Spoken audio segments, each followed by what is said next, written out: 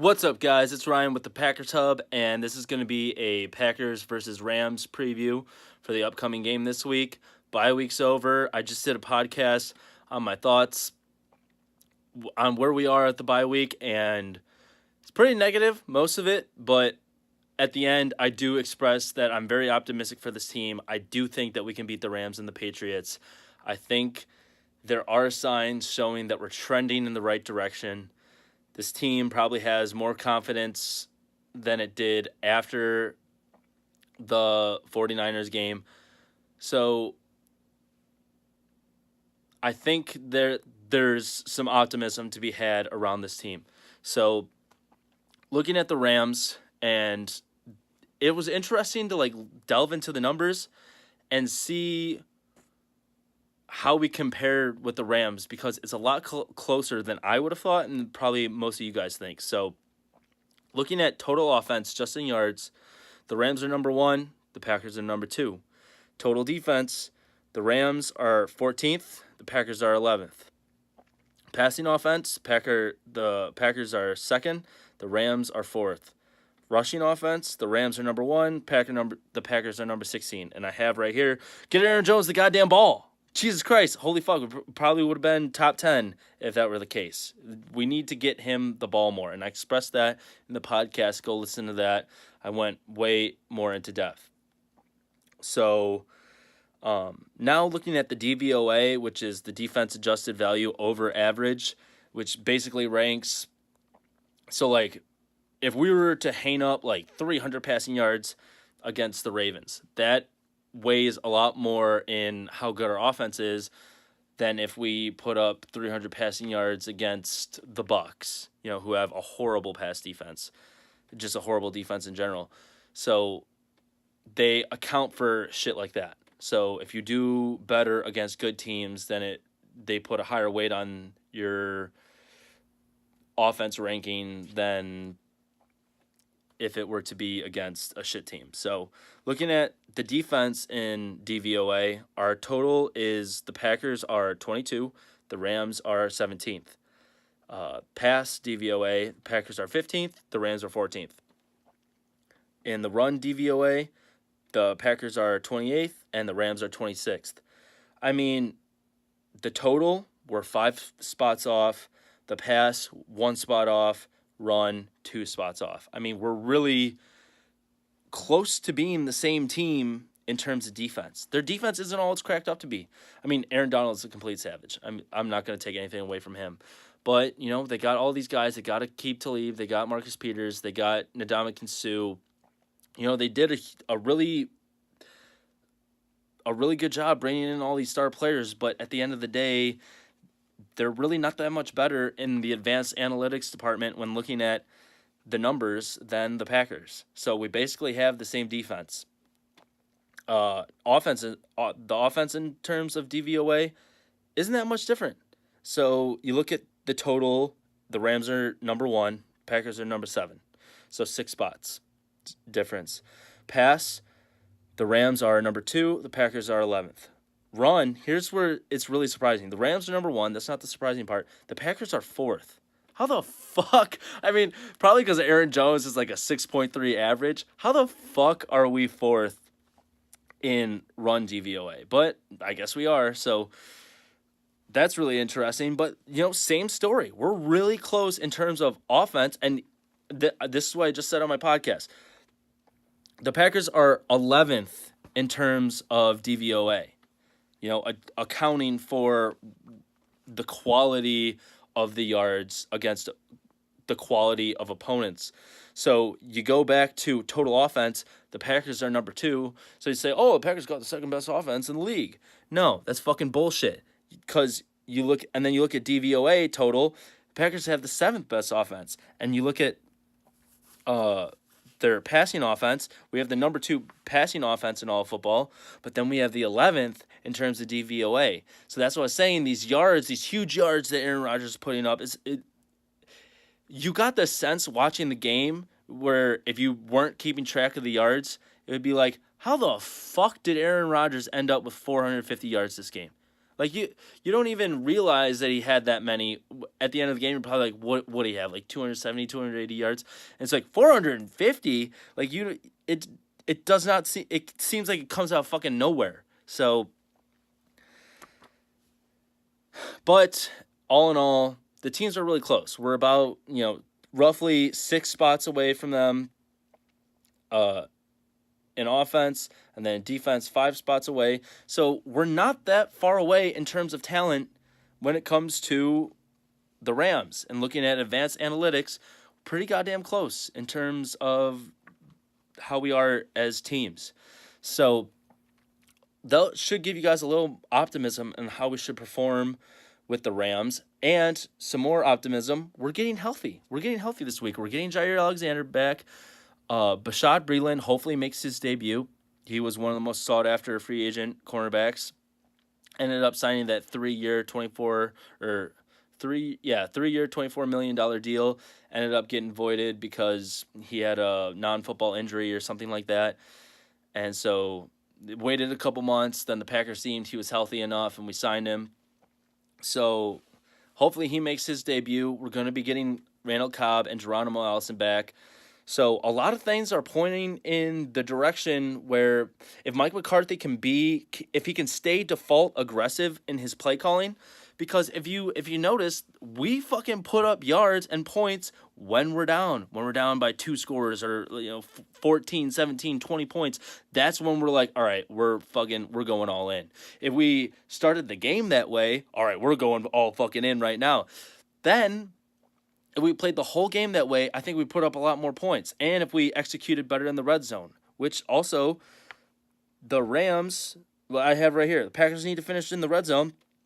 The Rams' red zone defense is ranked number 21. Not very good in the bottom half of the NFL. If we can take advantage of that and we can actually take advantage of our opportunities and get some better play designs in the red zone, put up a lot more points, and we could potentially win this game. Keys to the game. Feed Aaron Jones. God damn it, give this guy more carries. He deserves it. His yards per carry average is definitely over 5. Last time I looked at it, it was like 6.3, but after the last game, it could be lower than that. So give the guy more carries. He's explosive. He's got great vision. He can hit the hole with speed. Shit that Ty Montgomery and Jamal Williams have shown that they can't do. Have they had nice runs? Yeah, they've had nice runs, but they're not Aaron Jones. Getting ahead here. Pet needs to put together a complete game. I said that in my podcast. It's always a tale of two halves with this guy. Either, against the Vikings, great first half, shit second half. Against the Bears, shit first half, great second half. Against the 49ers, shit first half, great second half. Let's put together a complete game. How about we get, at least 2 good halves? Maybe not 2 great halves. That's a lot to ask against this offense. Let's at least just be solid. Let's not be caught out of position. Let's make them beat us and not let us beat us. Let's be in position. And a big thing that we can be in better position is if we get Kentrell Brice off the goddamn field. Jermaine Whitehead should be starting because he has a 20-point overall grade. Is better. God damn it, I've worded that so stupidly. But he has 20 more points to his overall grade on Pro Football Focus than Jermaine Whitehead. I mean, Jermaine Whitehead, God damn it. Jermaine Whitehead has 20 more points than Kentrell Brice to his overall grade score on Pro Football Focus. There, I finally fucking got it right. Jermaine Whitehead should be starting. Kentrell Brice should be benched. Kentrell Brice should probably be cut because he's been goddamn awful ever since the first game when we faced the Bears and he looked kind of decent. Needs to be cut. We need to get rid of him. We literally could sign anybody else. Like having Raven Green be our third safety would be better than Kentrell Brice because Kentrell Brice has just been awful tackle attempts. Gets beat deep every single week. So that could definitely help out the defense if we start Jermaine Whitehead. Hopefully, I mentioned this earlier, hopefully we get all 4 of those guys back. I feel like the only one that's really in the air is Bashaud Breeland. Maybe he needs a little bit more practice time. I don't know. Cooper Kupp may not play for LA, So that's advantageous for our defense. But I'm of the philosophy where I want their best guys to play. Like if we're gonna beat the Rams, I want all their best guys to play, and I want to beat them fair and fucking square. I don't want to beat them because Ndamukong Suh rolled an ankle and he can't go, and Cooper Kupp and this guy and that guy, they can't go this week. So then we beat a hobbled Rams team. Like no, I want them full force, and then I can beat them. And I could be regretting my words if we get fucking curb stomped and we end up giving like 40 points in the first half and we can never claw our way back and we just get blown the fuck out. So yeah, I could be eating my words, but I want to beat the best team possible. I don't want to beat a hobbled team. I don't want to take advantage. I want to beat the best team. So Blake Martinez, he needs to play aggressive the whole game. So again, he's kind of like Pettin. It's a tale of two halves with this guy. Sometimes he's aggressive in the run game. Sometimes he's way overly, I don't know, maybe patient is the word, but he just isn't attacking. He isn't like filling the holes. He's just playing way too, I don't even know what the word, patient is all that comes to mind right now. He just hasn't looked good in the run game. But then that would be like in the first half, and then the second half he's aggressive, he's filling holes, he's getting guys behind the line. So it's Blake, come on, let's do that the whole game, bro. He's ranked the number 8th inside linebacker in the NFL, so hopefully he continues the upward trend because earlier in the season he was not playing well. He was ranked pretty poorly, but he's climbed his way back up, and now he's a top 10 backer. 80.6 grade. Let's keep that climbing, Blake. So, double Aaron Donald always. Always.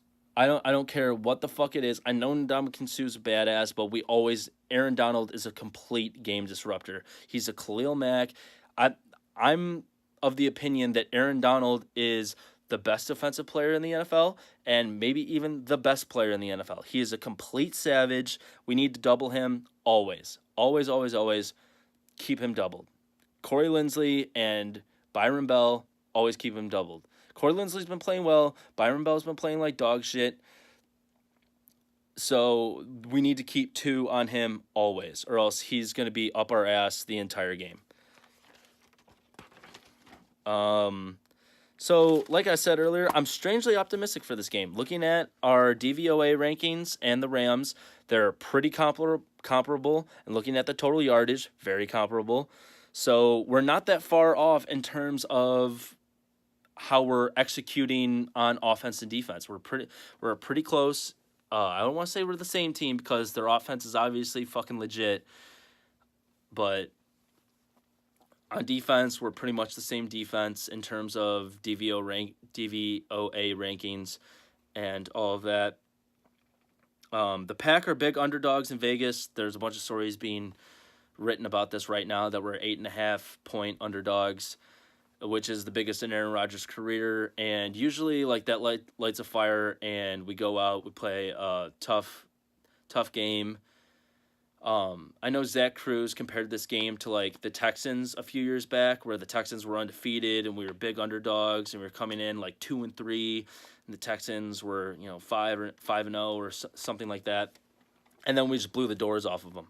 So hopefully, I don't think we're gonna blow the doors off the Rams. I don't think it's gonna be a shellacking like it was with the Texans a few years back, but hopefully we can play with that kind of fire and intensity, and if we just don't shoot ourselves in the foot. That is such a big thing with this team. If we can just play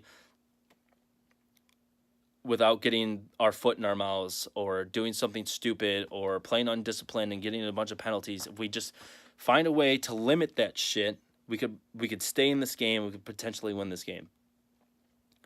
So these next two games will show the kind of team that we are. Basically, that's my final point. These next 2 games are going to show who the Packers really are, because we're going to be healthy. We're going to have Jair. Hopefully Bashad makes his debut, and Randall and Geronimo are going to be back. So we play the Rams, then we play the Patriots. We got to show that we're a competitive team. Or if we just go out and we lay ducks and we get our asses fucked, then yeah, then we're just a shit team. And, there's been a lot of speculation. Are the Packers just bad? I've said the same shit. Are we just a bad fucking team? Potentially. We'll see these next 2 weeks. If we go out there and we win against the Rams and the Patriots, no, we're not bad. And I'll tell you right now, we're pretty goddamn talented. After looking at the Pro Football Focus ratings, yeah, our outside linebackers, our edge rushers are shit. Right guard is a total problem area. Lane Taylor's played pretty poorly. Kentrell Bryce is a obvious liability in the back end of the defense. But overall, Blake Martinez, top 10 linebacker. Aaron Jones, top 10 running back. Aaron Rodgers, number 2 ranked quarterback. Devontae Adams, top 10 wide receiver. You look at all these things, we have a lot of talent on this team. We can definitely beat the Rams and the Patriots. I don't know why I'm so optimistic, but I am. I just feel like after that game where it was that close. It was that close to where we almost lost to the 49ers, and they're obviously dog shit. I think we really took it to heart, and we're going to perform a lot better in these next 2 weeks. And like I said, a lot of it is unsubstantiated, but I have that feeling. So fuck yeah, let's do it. Let's fucking go Pack go. Let's go out there. Let's kick the Rams ass. Let's beat the Patriots. Let's just fucking get it done. So this has been Ryan with the Packers Hub, and I'm going to start cranking out more videos, podcasts, articles. I'm going to get all that shit out. I'm done fucking around. We're going to do it. We're going to get it done. Go Pack go. I'll talk to you guys next time. Go Pack go! Go Pack go! Go Pack go! Go Pack go!